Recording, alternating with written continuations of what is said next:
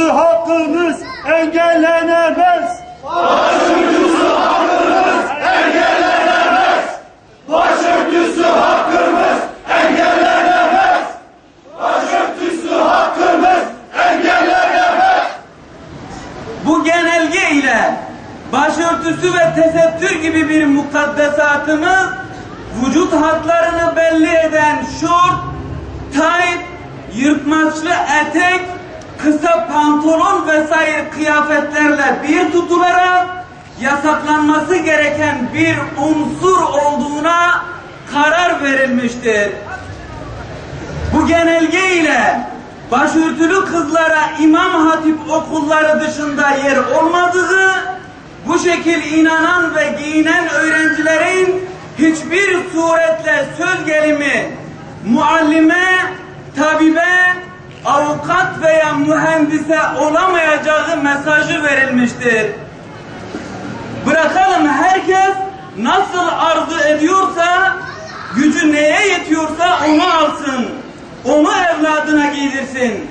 Bu şekilde bu tür adımlar atılsın. Bunlar hepsi bir talebin neticesinde atılan adımlardır. Bizler de Sayın Başbakan'ın bu açıklamasına binaen soruyoruz ki, peki ya yıllardır başörtülülerin talebi yok mu? Onların çektiği sıkıntı ve dertleri sağır sultanlar bile duymadı mı? Tek tek kıyafet için şimdiye kadar kaç kişi sokağa indi? Müslüman uyuma, inancına sahip çık. Müslüman uyuma, inancına sahip çık.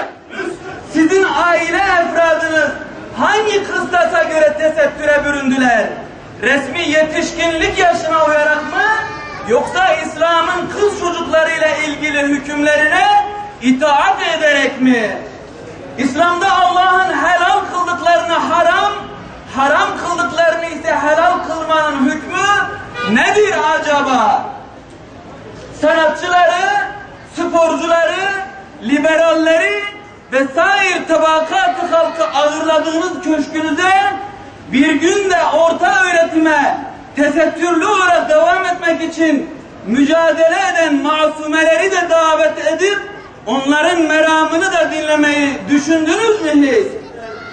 İnancımıza vurulan hiçbir prangayı kim tarafından vurulursa vurulsun kabul etmiyoruz ve etmeyeceğiz.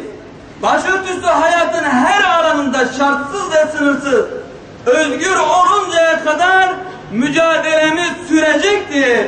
İnanca pranga vurulamaz. İnanca pranga vurulamaz.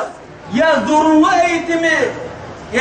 eğitimden vazgeçeceksiniz ya da değer ve inançlarına sıkı sıkıya bağlı vatandaşlarınızın sorunlarına çözüm bulacaksınız. Çocuklarımız asla ve asla hiçbir gücün çocukları değildir. Babalarının ve annelerinin çocuklarıdır.